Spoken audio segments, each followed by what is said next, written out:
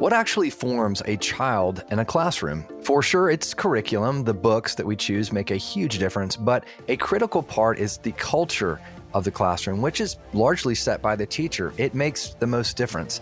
In this conversation, author and classical educator Mandi Gerth explains why formation in the classroom is far more caught than taught, and why attention and a love of learning are largely shaped through classroom habits and healthy culture rather than just instructional techniques alone. Her insights give us practical solutions for how we can have homes that support those classroom habits as well. Join us for this episode of BaseCamp Live. Mountains. We all face them as we seek to influence the next generation. Get equipped to conquer the challenges, summit the peak, and shape exceptionally thoughtful, compassionate, and flourishing human beings. We call it Ancient Future Education for raising the next generation. Welcome to BaseCamp Live. Now your host, Davies Owens. Welcome to another episode of BaseCamp Live. Davies Owens, your host on the journey with you, raising the next generation. As always, appreciate you being here with us. Tip of the day, if you've not been over to the BaseCamp Live website in a while, it's a great place to look through about 360 plus episodes that are largely evergreen. So those recordings we did 5 years ago on topics can still be just as helpful today. So if you have time and you're looking for some other episodes to listen to, please jump over to basecamplive.com as well as discover other resources that are there that will help you on the journey of raising the next generation. On this episode, love to do a quick shout out to a couple folks that are part of the BaseCamp Live and Zipcast community. Kyle Waters is head of school at St. Boniface Academy in Wichita, Kansas. Greetings to you, Kyle. Thanks for being a part of this community and for your faculty and for all of your families that listen, as well as to Wade Dobson. He's head of school at Calvary Christian School in Alton, Illinois. Thank you, Wade, as well as all of your families and faculty for being a part of our great community where we're locking arms, raising the next generation. If there's ever a time to be connected together, it is right now. There is such an interest in classical Christian education around the globe. There is a lot of curiosity. There are a lot of schools that are starting up, and we are excited to be a part of that conversation each week.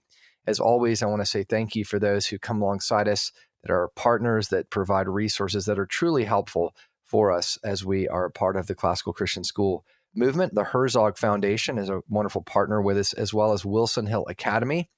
The Zipcast team, of course, that's part of our extended family here. We'd love for you to be a part of what we're doing at Zipcast and the Champion Group and the work they're doing to help schools raise resources that are so needed. And then new sponsor that you just heard of last week, the Wise Phone folks, Chris Casper and his team with their excellent resource you'll be hearing more about. So thanks to all of those partners. You can go to the partner page on BaseCamp Live and read more about them. Mandi Gerth is a teacher and classical educator consultant as well, who lives in the Dallas, Texas area with her husband and 3 of their 5 children.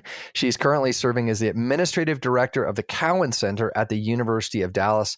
She holds a Master of Humanities degree from that institution with a concentration in classical education. Her first book, Thoroughness and Charm, Cultivating the Habits of a Classical Classroom, is available exclusively from Circe Press, and it has quickly become one of their best-selling titles. Mandi provides practical and actionable ways to embrace the classical tradition and become a thinker worthy of imitation. She attends the Church of the Holy Communion, and for over 20 years, she and her husband have labored to build a family culture for their 5 children that values books, baseball, museums, home-cooked meals, and conversations about ideas. Speaking of conversations, join me now for my conversation with Mandi Gerth. Mandi, welcome to BaseCamp Live. Thanks for having me. It's a pleasure to be here. I'm so glad to have this conversation with you. We were just chatting before about of the many, many topics we've talked about on this podcast. It seems surprising we've never really addressed something as basic and so important as the actual classroom, where the rubber meets the road, where real things happen in a school. And I love that you have seen this need for clarification and talking about really how do you cultivate habits in a classical classroom. Your book, Thoroughness and Charm, captures all of these ideas. But just back us up. Tell us a little bit of your own story. How did this book come into existence? Sure. So my husband and I moved from Wisconsin to the Dallas Metroplex in about 2014 because we wanted to give our kids a classical education. At that point in the movement, there were basically like college prep schools in the Milwaukee area that were teaching Latin and that were very focused on reading classical texts, but their telos was college preparation. Like their telos was we were trying to get these kids into Ivies. And the other option was to homeschool classically. And so I just wasn't at the point in my own educational journey where I felt like homeschooling was the right fit for me or the kids. And so we had outgrown our little house in Oconomowoc, Wisconsin. And I just turned to my husband and I said, well, what if instead of moving across the city, we moved across the country and we got ourselves in a warmer climate next to a bigger airport. And we had some choices when it came to classical education. And so that's what we decided to do. And then when my youngest was in first grade, that was about 2018, I applied to teach at the school, and we were in a collaborative model school. So I was still able to be home doing the home day component with them, and then in the classroom 2 days a week. And it was the perfect way for me to start working again. It was the perfect way for me to kind of understand what it means to be a teacher and how to run a classroom. I love that story. How encouraging that this was such a obvious priority, as it should be for families, to say, we're going to move across the country to have the kind of education that we know is best and that ultimately we can lean into. So what a beautiful vision for that. In the meanwhile, you got it more involved and thought this question of the classroom, the actual learning environment is something that needs to be further explored. What did you recognize was a need that needed to be articulated as you have in the book? Sure. So when I signed the contract and decided I was going to do this, I was sort of paralyzed with fear because I wanted to be worthy of the calling that I had received. I wanted to make sure that I was bringing to my students the very best and that I was giving to them my very best. But I also was really worried that if I stood up in front of the classroom and I told everybody to hand in their papers or line up for recess and nobody moved, I wouldn't have I wouldn't know what to do. So I was just struck with this fear of like, I have to move bodies all day long and get them to do various tasks. And then I also want them to love learning. Like I want to be an obvious embodiment of everything that I think this tradition represents and what the Bible is asking us to do in terms of faithful Christian living. And those were kind of my two tension points. Yeah. And so what I did to sort of navigate that tension or try to solve that problem was I drew upon my Bible Study Fellowship children's leader training. And when I was a children's leader in Milwaukee with BSF, they asked us to plan our entire teaching block, including all of our transitions. And so when I sat down to prepare for taking my classroom in the fall, I literally mapped out my entire class day and I figured out where all of my transitions were going to be. And then I decided I was going to put something in each of those transitions that would help me manage the classroom, but would also give me that opportunity to bring to my students what I thought was all of the glory, like all of the ways in which we want to connect dots and we want to go deeper in this tradition, in this way of learning and this way of seeing. Which is very intentional. And it's interesting as you're explaining this, I think on the balance, most conversations around teaching classically tend to focus on which books to use, which obviously is a very important part of it. But the actual pedagogy is the fancy word, how you teach is something that's largely undefined, or at best, an educator might point to Gregory's 7 laws, which I still find to be somewhat of a thin, helpful tool. It's not necessarily all that descriptive. So as you were looking at this deep need of making sure one teaches well, if you had to maybe paint a broad picture of sort of going back historically into maybe the old one-room schoolhouses of old to kind of the modern classroom today, what would you point to the big shifts that have happened that maybe people aren't even aware of? Well, I think that what I like to tell parents when I was doing a lot of school tours and classroom tours last year, I would like to tell them that in classical education, we're about ideas and values, not skills and information. So somewhere when you make that shift to skills and information, what you're trying to do is you focus a lot on content, and you focus a lot on ways in which you can prove that the content has been acquired, I guess. And so that largely becomes, your classroom then becomes devoid of a lot of just culture, like just ways in which we discuss, how we carry ourselves in the classroom, how we communicate to one another what we believe to be true about each other in terms of our human nature and our I guess our individual callings. Like why did God make you? Like why do you exist? Why are you here? Yeah. A lot of those questions disappear. And because those aren't questions that are being asked by the teacher or by the curriculum, there doesn't seem to be a real need for spending time on things like poetry and singing and music and examining artwork for just its beauty and the story that it's telling, because that's not objective content that can be assessed, and it's not building anybody's skills or career preparedness. Right. So those are like when that focus changed, I think that the classrooms changed as well, right, over time, because culture is I like to say culture is expensive, and it's kind of pointless, right? So it doesn't necessarily get somebody 5 points higher on any standardized test. Right. It's not necessarily a way in which you teach typing. Like there's just a lot of things that it doesn't do. Right. But when you don't have it, it's very obvious that the students,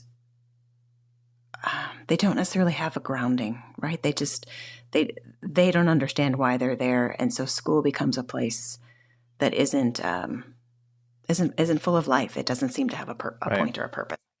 Which makes sense. I mean, we're downstream of those changes, whatever, 50 years ago, kind of moving to, I hear the phrase sit and get is often used, which is just, I think I experienced that, probably most people did, or jam and cram. Here's the 50 facts, and we're going to stand at a lectern and have you take notes, and you're going to jam them in your head and put them on the test on Friday and forget about them on Monday. I mean, this is welcome to American education. And it seems like in the process that, to your point, why would you care about learning really, if all you're trying to do is absorb information? And so the role of the teachers changed. Yeah.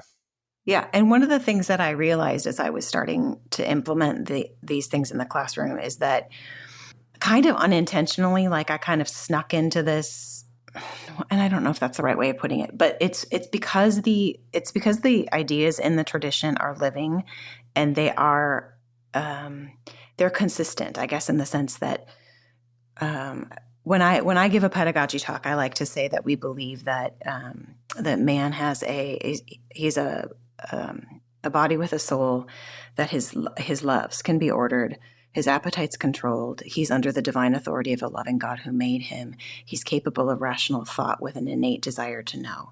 Mm-hmm. And if you believe that those things are true about your students, then you'll see those things come up across your curriculum. They'll just kind of fly off the page at you.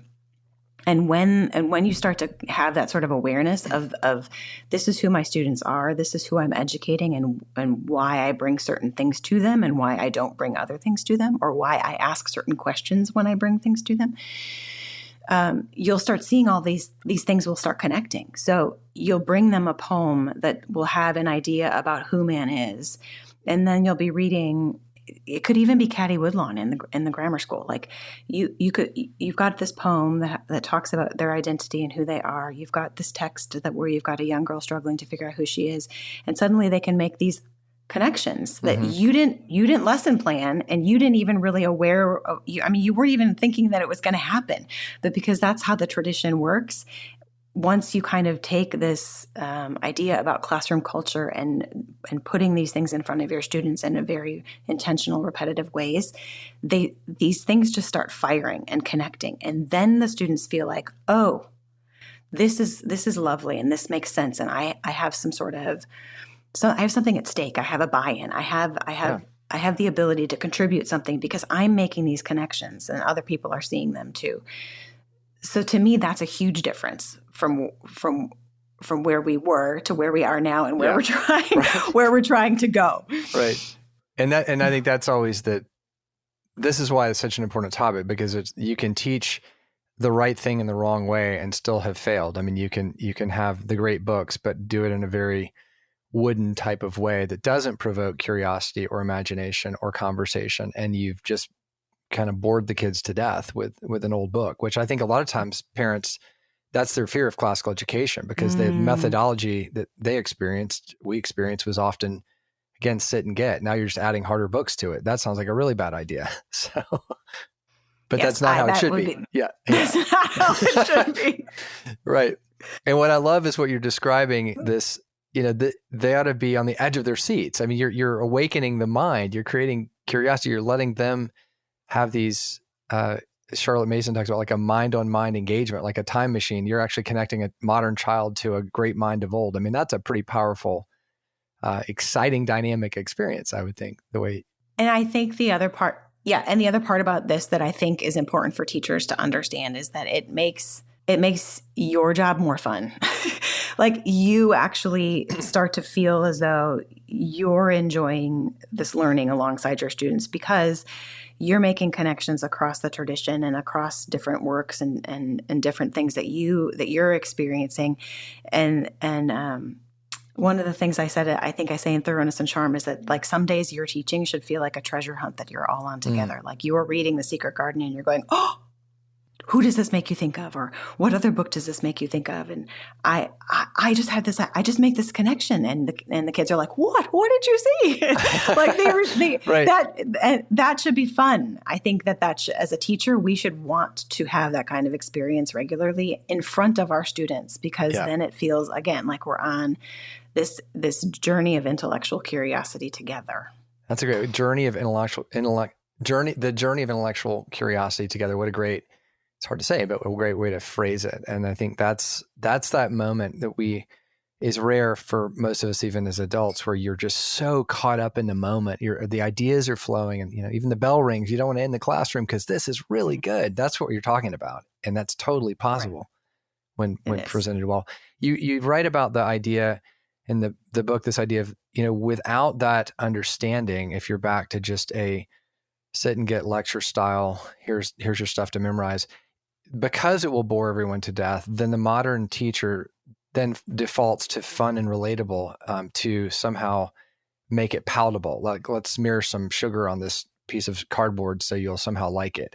Why is that a problem? I know that it creates a lot of issues that don't serve the teacher well. Right. I think there's a difference between fun and joy. I think there's a difference between entertainment and engagement. And I think teachers can confuse the two. Well, if they're having fun, then my classroom is a place of joyful learning. If they're entertained, then they're engaged in the lesson.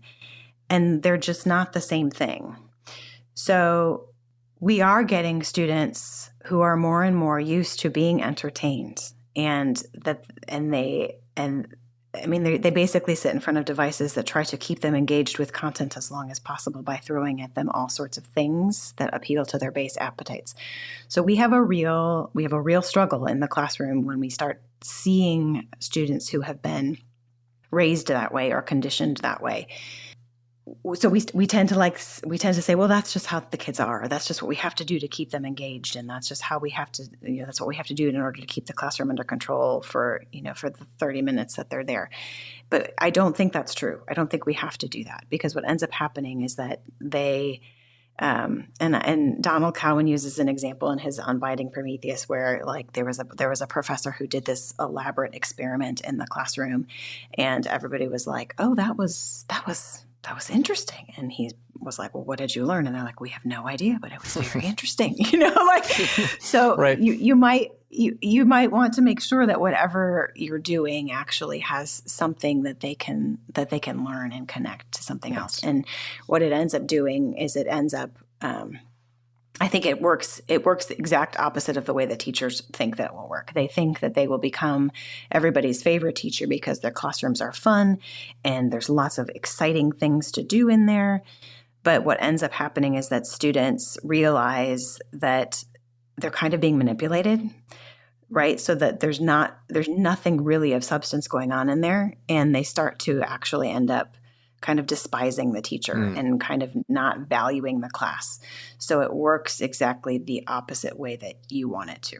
Right. I think we've all seen that. I think you use the terms, I think it leads to like chaos or contempt. I mean, that's now not only were they disinterested, now they're spitefully against it. I mean, what a sad place for any child to end up in.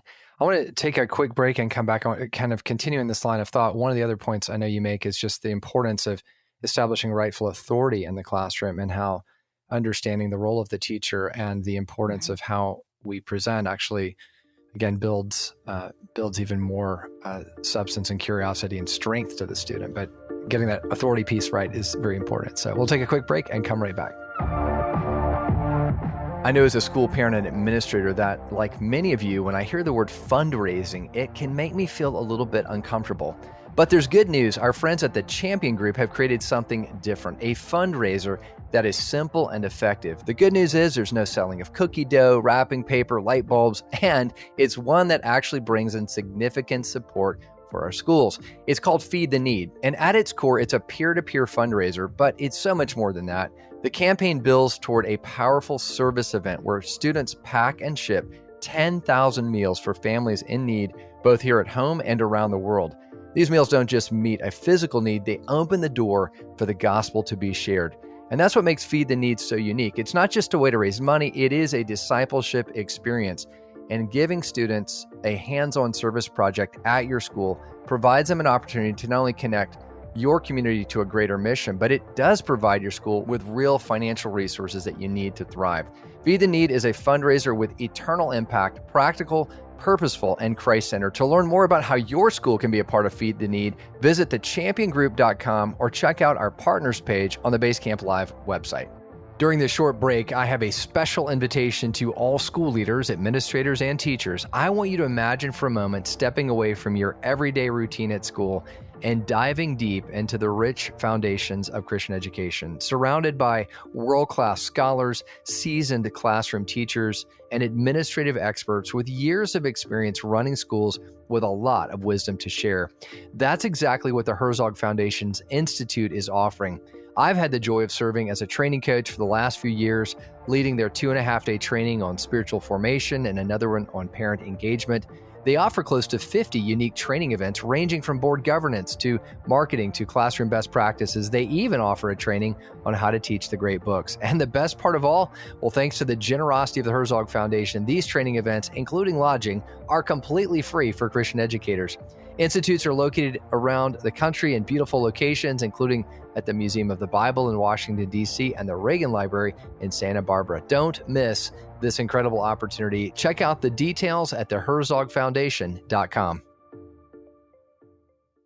Mandy, there's lots of advantages for setting up a classroom as you're describing it. One of those is just the importance of making sure that the teacher is in a position of authority. That, again, when you're trying to create sort of the guide on the side model of modern education, or just be the friendly clown who kind of helps you love your learning, it's really undermining authority. Talk about why that's so important. Well, I think it's important. It was important to me because of maybe because of that moment I had where I was thinking like, well, what if they don't do what I want them to do? Like, what am I going to do? And so there was that sort of moment where I thought, well, the classroom has to be structured in such a way that the teacher has the authority and the teacher is the one in charge, and the students are not the ones in charge.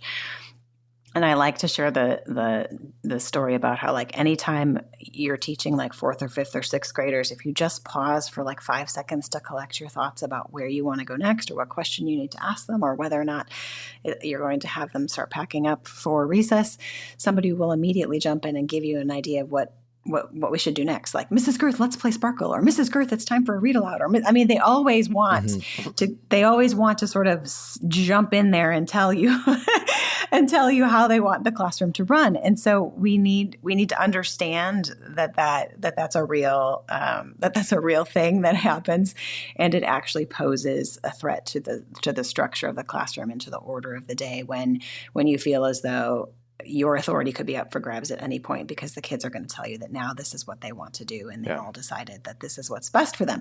And that's just upside down and backwards in so many ways. And so the image I use in the book is one of a monarch, and I think that that the teacher needs to view her role in the classroom as one who is a king or a queen of her classroom. And I was just recently listening to a podcast related to Christ the King Sunday, which was we just celebrated, about how most of us in some capacity of our life do operate as a king. We do have authority over certain things or certain people, and all of us have to behave in a kingly way over our own lives and our own souls. And so I think the more we sort of help our students understand that authority is how the world works. Like authority is not a negative thing. It is not a dangerous thing. Like it is one of the laws of the universe. And like all laws, it can be manipulated and used towards evil ends, but that does not mean that the law itself is evil. So we need to be able to step into our classrooms confident that we have been placed there by God, that the parents of our students have delegated a certain amount of authority to us to help them achieve the goals that they have for their kids, and that our administration believes that we are capable and competent, and that we can do our jobs, and that they want to support us, and that there's just that system of authority around the teacher that she needs to settle into and be comfortable and confident with. And that's what allows the classroom to be a place where learning can actually happen, where people can relax and students can do their jobs. I think the other image I use is that, like, if you go to a party, or if you go to an event and the MC has no idea when the entertainment is beginning or what's for dinner or when the awards are supposed to be announced, like the whole evening feels chaotic and nobody can relax because they don't know if they're going to be served dessert or salad, or so everybody feels uncomfortable with the event and nobody's actually able to enjoy themselves. And the classroom can feel that same way if the teacher isn't up there demonstrating authority and running and managing the classroom. It's such an important point, and I know that it again, probably to many modern parents who are often enamored with the idea of gentle parenting, sort of this idea, well, you should do gentle teaching. You should be so grace-filled that you're never an authority. And that word, obviously, in our culture today, even in Christian circles, can cause a sense of, well, we don't want to be authoritarian, the school marm with the ruler up there. Is that what we're talking about? No, that's not what we're talking about. But we're talking about someone, the party MC is a great example. You want someone who's in charge, who is structuring well the environment. And of course, as those following after Christ, the last thing we want is to raise our children in a world where there is no real earthly authority. I mean, what does that do to a child to then bend a knee before a holy God? Probably isn't going to happen real easily. So we really create all kinds of problems when we undermine that. Yeah, there was a piece of advice I got when my kids were very little that said, the reason why you want your children to obey you is so that they can learn how to obey God. They need to learn how to obey you so that they can learn how to obey God. That obedience is something that does not come naturally to the human person. Yeah. And so it's not that, like, you need your house immaculate and you need your house to run in a certain way and everything has to be up to your standards all the time. It has more to do with a posture of the heart that is Christian. That's a great way to say it. Talk a bit about the importance of liturgy. I know in your book, when you get to, okay, those are the problems. Now, how do we remedy them? Both, you're primarily talking about the classroom, and we'll talk about some home habits here in just a bit. But what is liturgy? Why is that such a critical part of the solution in your mind? Yeah. So I picked this idea up from James K.A. Smith's You Are What You Love, where he says that we swim in cultural liturgies all day long that we have no idea are shaping us. And that when we receive students into our classrooms, or when we receive youth into the church, or even when we ourselves go to church, we need to understand that there has to be some recalibrating that happens. And part of that is there's these liturgical practices and these things around us and these things that we do that help us recalibrate. And he points out that some of these cultural liturgies that our students are swimming in are things like you are a consumer and you are here to make as much money as possible and you are only happy if you have power over other people. Like those are the stories that they're surrounded with, and there are things around them and things that they're saying and doing that are reinforcing that story. And so we want to recalibrate that. We want them to come into a place where the story is what I said earlier. You are under the divine authority of a God who made you and loves you and cares for you.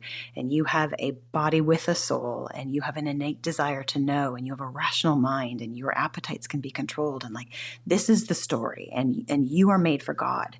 And so here's the story that we're trying to recalibrate you towards. And you do that through lots of these sorts of practices and these repetitions and how you create the environment that surrounds the student. So it's not just about what we said earlier about reading the right book. It can't all just be the curriculum. It also has to be a lot of these other practices and cultural artifacts, like things that we bring to the students and we ask them to engage with and to apprehend and to use their imagination to understand. That sort of stuff helps recalibrate them. Yeah. And as you think about those environments in a school where habit formation is probably most concentrated, it would definitely seem to be more in the grammar school. You're memorizing poetry and you're chanting scripture and you're singing hymns. And yet when you get into kind of middle upper school, there's naturally a little bit more independence. So what are some observations just about that transition? You don't abandon all of this, which I think is often the complaint of upper school teachers is like, they used to, walk in straight lines and they don't do that anymore. It's like, well, there is a point where they need to not walk in straight lines, but at the same time, it doesn't, you don't just let it all go. So what's the balance as far as liturgy in the upper high school? I worked at a school here in Fort Worth where they did an amazing job of making sure that there were still a lot of these liturgies in the upper school. And some of them were things like the upper school students would line the hallway before dismissal and they would all sing the doxology in the hallway in 4-part harmony.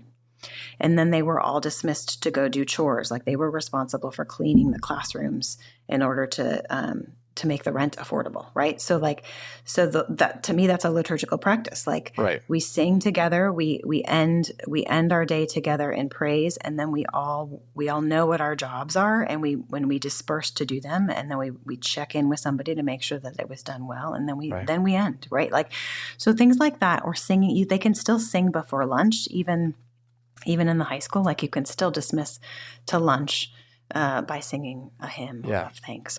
Praying together. So there are ways in which we can continue to put these liturgical practices in front. No, that's a great suggestion. I've years ago, someone saying an example, even the way little things that we don't think about, like how do you begin class? Do you kind of, when the bell rings, you kind of go, hey y'all, let's get started, or blow a whistle, or or might you have a more formative way of let's commence class, and here's a tradition to indicate to your mind and body things are about to start.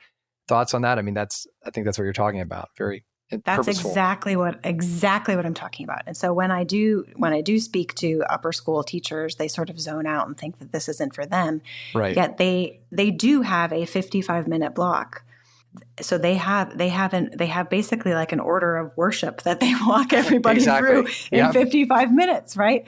So they can decide how they want to start it, and then how they're going to transition from lecture to seat work, or from test taking to review. Like they've got certain structure to their lesson plan that they're using over and over again, and they can figure out a way to make those transitions very comfortable and repetitive and intentional for their high school students. So basically, instead of saying like, everybody sit down, you can do other things, right? So what the grammar teachers love is that I try to tell them that this helps them get rid of all of that discipline language, like as much discipline language as they can replace with liturgical language. Right. That is freeing for them, and it is freeing for the students. But the same thing can happen in the high school. Like you can basically walk into the classroom and you can ring a bell, or you can flash the lights off and flash them back on, and then you can say, "Ladies and gentlemen, stand!" Ladies and gentlemen, stand. We're going to recite the catechism, or ladies and gentlemen, stand. It is time to pray. Like you literally you can call them into class in such a way that reiterates who they are and why they're there. Right. And this is something different from the normal thing you were just doing before. You're entering into a season of a moment of learning, and you're elevating that. I mean, all of these things, I think it's so hard for us just as modern people, even as you're saying it, because it feels like that just feels very wooden and rote, and there's nothing creative about that. And it's like, whoa, you're missing the whole point here. It doesn't. You can do these things probably in a very wooden way, or you can do them joyfully. So there is some ownership of doing it well that I'm sure you would guide teachers to do. For sure. Yeah. That's that embodying, and that's It's that being embodying. the right kind of monarch. Yeah.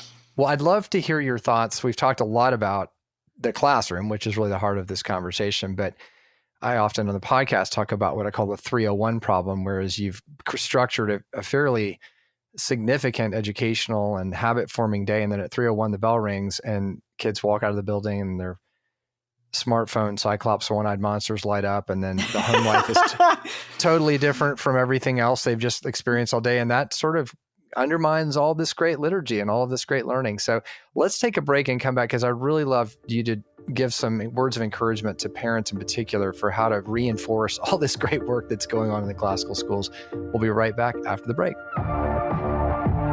If you're seeking an education that helps your child thrive academically and spiritually, Wilson Hill Academy has spent years developing a model that I want you to know about. In their free guide, you'll see how their thoughtfully sequenced curriculum prepares students for college and how a biblical worldview helps them understand the world around them with clarity, and how their discussion-based classes teach them to think critically, not just what to think. You'll also discover how their teachers equip students to live purposefully for Christ. With accredited live online classes, your child can learn from master teachers anywhere with an internet connection, all within a community that has transformed families like yours. Download their free guide today at wilsonhillacademy.com/guide or in the link in our show notes. Every school year tells a story, but the quieter pages often go unread.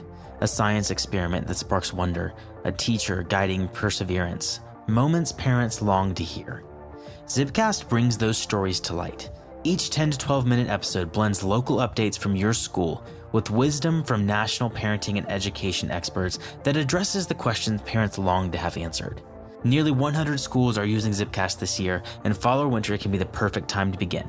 Learn more at zipcast.media. Zipcast, encouraging you on the go with what you need to know. Mandy, I was just talking before the break about the 301 problem and the challenge of the modern busy family trying to live all this out. And I don't, sure, it'd be great to, have very formal elements throughout the afternoon and evening. There's got to be some time just to, let your hair down a bit. But at the same time, we don't want to just have chaotic homes. So what's some really practical advice for how the home can complement the classroom? I think one of the biggest ways that parents can help their students thrive in a more structured liturgical classroom is to make the observation of routine practices something that happens at home as well. And what I mean by that is that there's a certain prayer that's said before dinner, or there's a certain prayer that's said before bed, or as a family, we've at various stages in our life, we've gathered together for like 3 minutes before everybody went their separate ways in the morning, where, dad takes this student to that, dad takes the kids to school, and this driver drives himself because he's got to work. Like, I understand that I have 5 kids, so I understand we've got big families and everybody's going all their different ways and they've got all of their commitments. But anytime that you can just say, we're going to do this thing, and we're going to capture these 3 minutes, and we're going to make sure that everybody is oriented towards each other and towards God before we depart and go our separate ways, that's gold, because you're starting to build your family culture, and you're starting to build these students who are used to doing things together in unison that are intentional and beautiful because they point to a story beyond themselves. Yeah. So it can be just something small, like you can read a collect from the Book of Common Prayer before everybody walks out the door. You could get every moment holy, and you could do a quick liturgy for learning. Like we've done that in the past. It's a longer liturgy, but you can just choose a small section. You could choose 1 page of that liturgy and say it as a family before everybody leaves. But really just trying to reclaim small ways that you as a family can observe something repetitively and ritually, so that your students don't think that that's an abnormal or foreign practice, but they understand how it bonds a community together around the common story, common goal of, or the vision of who they are. That's really good. And I think it's encouraging because I know so often on our podcast, we talk about things you should do. And there's just so much weight on modern parents right now for, guilt of like, I've not done that right. My child's already in high school, or we should have done this something different. And I think what I'm hearing is not sort of a bad old parent, go get your act together, but here's just start simple. Like even if you've never done this before, like you're saying, this could just be 1 minute in the day that's a little bit different, or maybe a meal is a little bit different. And so that's encouraging. I just want people to know you're not asking them to change everything. No. And I think it can even be just a small thing of like when they get into the car after car line, you don't turn the radio on, or they don't get their phones back for 5 minutes. Like you can just say like, we're starting something new. Like with the new year or in an observation of Advent, we're going to keep the radio off for the first 5 minutes of our drive. And I want everybody to tell me, one thing that you thought was interesting about what happened today, or one conversation you had with a friend that was unexpected. Like you can just build a new habit, and it doesn't have to be like, I have to buy all of these things and I have to plan this whole thing and I have to read these 6 books. It doesn't have to be that. And it really shouldn't be that. Well, that's so encouraging. That's right. And definitely don't ask the question you shouldn't ask was, did you have fun? Is the first question when they get in the car. That's not that. Or what did you learn today? Because they're going to say nothing. Especially once they passed about 5th grade, the answers get shorter and shorter. So so learning to create environments where they're encouraged and safe to have those conversations, and then where it's modeled well. So this is really good. I know there's so many practical recommendations for folks that want to dig deeper. Share with them a bit more about just your resources. You have a podcast, you have obviously the book. How can people connect with you? Yeah, that'd be great. So the book is called Thoroughness and Charm, and it can be purchased from the Circe Institute on their website.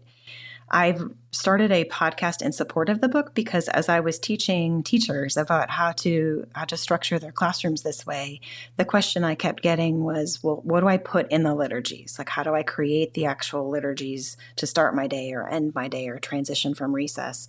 And so the podcast is really meant to be a resource where teachers could just go and grab a quick podcast that's 7 minutes, 8 minutes long, and they could learn something about a poem or a hymn or a piece of artwork that they could immediately put into their classroom that week. And it's also totally accessible for parents. There are parents who are listening to the podcast and putting the picture studies into practice and reading the poems with their students around the dinner table. So these are cultural artifacts that are good for families as well. So the book is Thoroughness and Charm. The podcast is Cultural Artifacts. And then if you are a teacher or administrator and you are kind of wondering like, how do I create some of these liturgies, or how do I get my head around what's going on here? I've created a leader's guide for the book that's available. Teachers Pay Teachers, and then a liturgy graphic organizer. So if you wanted to bring this to your faculty and have them start planning out how they would actually structure a liturgy, you could bring that to them and kind of do a little workshop. So those are some of the resources. No, gosh, this is helpful because I know that's always the challenge is people hear great inspirational thoughts. We're like, how do I do this? So you've got a lot of resources, which I do hope people will take a look at. Mandy, thank you so much for your time and for the work you're doing to further the movement and improve classroom life and home life for that matter. Thank you so much. Thank you so much for having me. It's been a joy. Thank you for listening to this episode of BaseCamp Live. Be sure to check out our website, basecamplive.com, for more than 8 years of timeless episodes that you'll find helpful and encouraging, as well as the helpful resources offered on our partners page.